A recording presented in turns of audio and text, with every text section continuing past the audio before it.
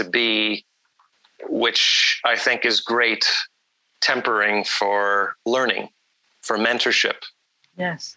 For also humility. I mean, I have moments where I'm not humble. I have moments when I'm not humble. I'm not saying, but there is a humility living in such a vast space, in such a vast power. Mother Nature's forces are right there. They're 1 millimeter away all the time, and they dictate everything. So in many ways, I think this is reflected in the history of the people, of the culture, of the spiritual beliefs, the systems of thinking, the philosophies of the mountains. And for myself, again, this experience was it continues to define the way I look at life. And yes, I think, and you know, you mentioned something earlier when you introduced the podcast. You mentioned that some of your mentors and teachers and the great ones are often younger than you.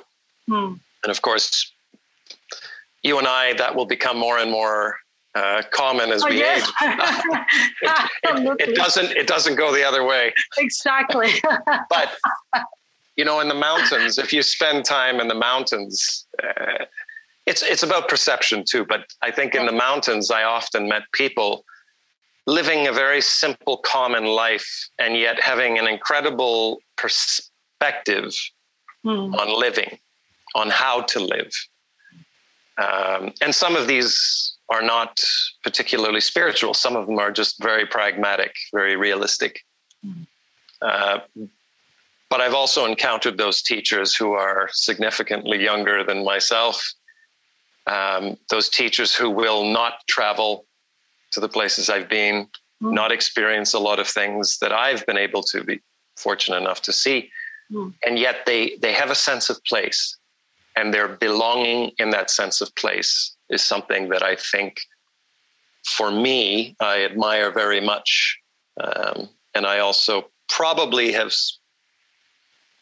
done a bit of searching for, you know, a sense of where one not belongs 100%, but in a space and time, you know where you belong. And I find that in the mountains, because of the forces, maybe because of Mother Nature, you have to be aware of that fact. You have to figure it out pretty quickly.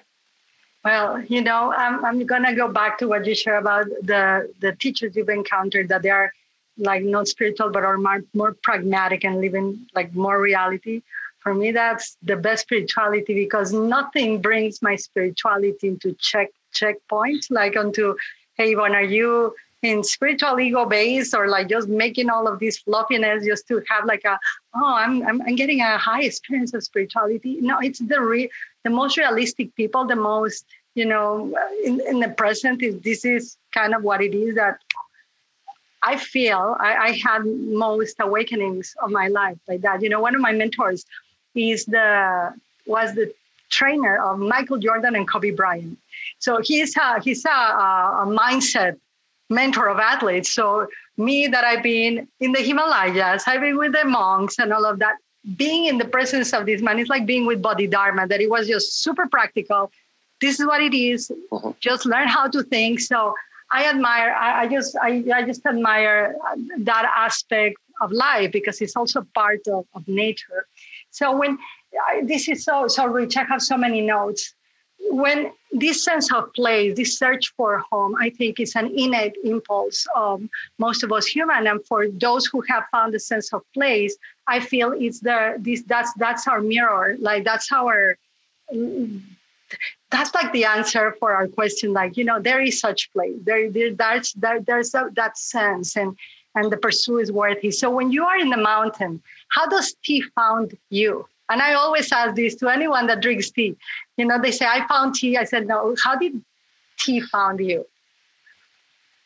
Again, for me, a lot goes back to my childhood. I grew up with my father, who's Hungarian, and we had tea in the house at a very young age. Right. And my father was a huge reader of history and culture, and he was very curious. So definitely some of that paint, some of that that essence came off on me. But I remember moving to Taiwan late 1990s, and I think that's when tea got its hold on me in a big way. Not just the taking of tea, but some of the physical, visceral feel of sitting up for 6 hours overnight with a bunch of Taiwanese tea lovers. Each had brought a pot and a particular tea, and I think there were almost a dozen people. Wow. And it was one of the first times I'd been in a dedicated, I'm not talking about a tea ceremony, I'm talking about a complete smorgasbord of informal tea lust. And we watched the sun come up, and I remember being I had a sweat going, I was hyper, all of the active ingredients in tea had hit me, but it was the idea that I hadn't expected the informal aspect of the tea to be so strong. And what the tea did was it sort of opened up these avenues of conversation. It opened up communication. There was rampant discussions. It was like a good Italian meal or a good meal anywhere where you're sitting Mexico, for hours. we have them. In Mexico, we have them. It's like the first dish, the second dish, the third dish, and 4, 5, 6, it just keeps coming. Yeah, you've got hours of unpredictable subject conversation. You've got an openness to listen. That's another thing I was struck by. Spending a lot of years in Montreal, you have Friday night dinners, which you have wine, you have people contributing food. They can last for hours. But this tea thing was different because everybody seemed to understand without saying anything. Everyone had a role to play. Everyone had a time to listen, a time to contribute. And so tea found me in a big way on that particular night, just outside of Taipei City in a place called Muza.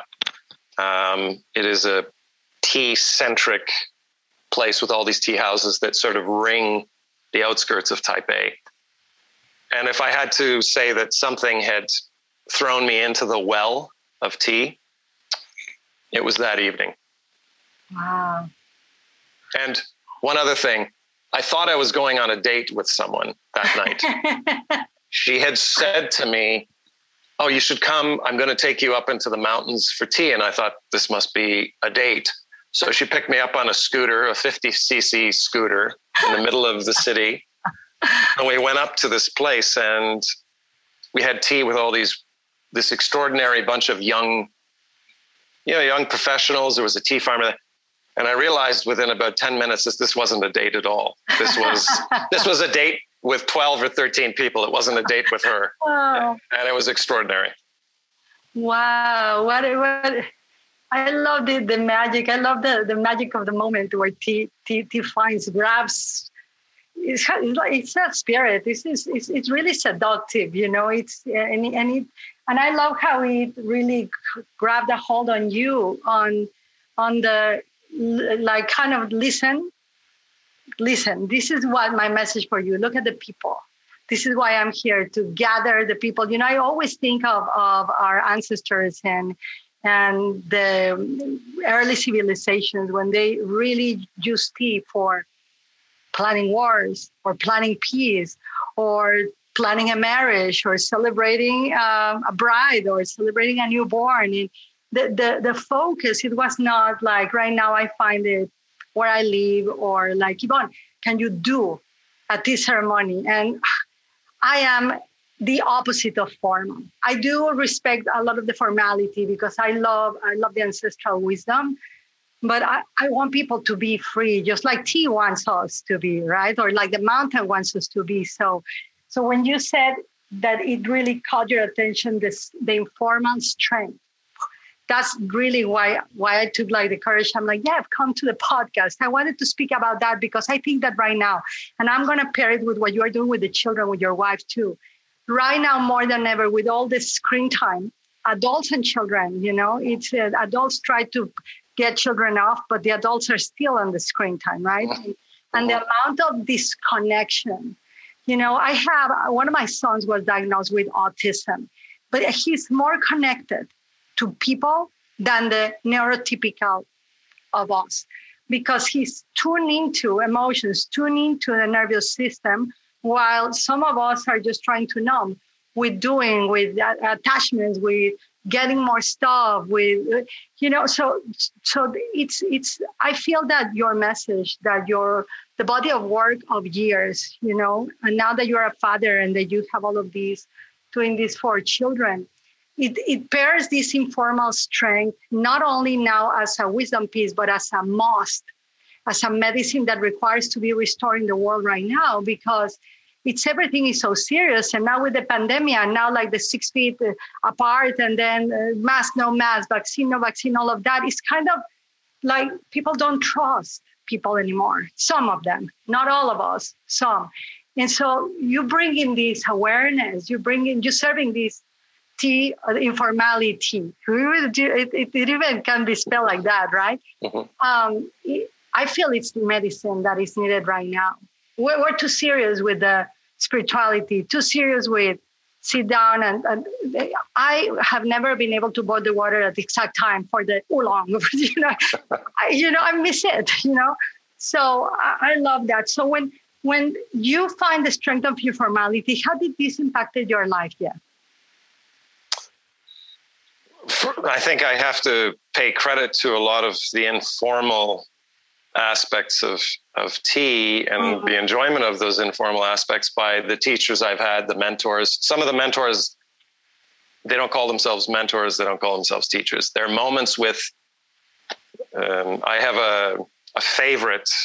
I think he's my favorite. I have a bit of a man crush on him.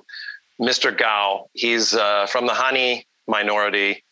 He resides in Labanzang, which is one of the most coveted pu'er tea regions on the planet. He is a master of making subtle teas where the terroir, where the soil, where the natural environment of this sort of subtropical forest is reflected through the teas. And he's understated. He's charismatic in the fact that he doesn't say much. So when he says 6 words, you're kind of, I'm always waiting for anything that comes out of him. But he always says, for the moments around tea, the most important thing is that they're accessible moments. They're not put away in some small, erudite place where it's only accessible to a few who have the means or the abilities to get there. And he reminds me too that his favorite tea is a tea that he kind of screwed up making years ago. So he never sold it to clients. He kept it. It's not a spring harvest. It's not 50 years old.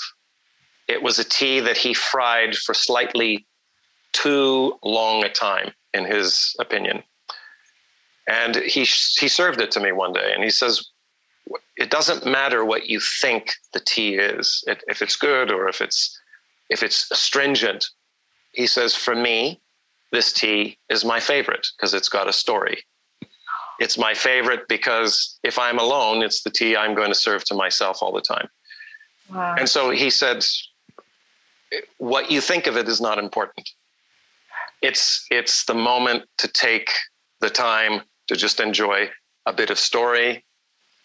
And he has a pot and cups. He has no middle serving device. He has no smelling cups.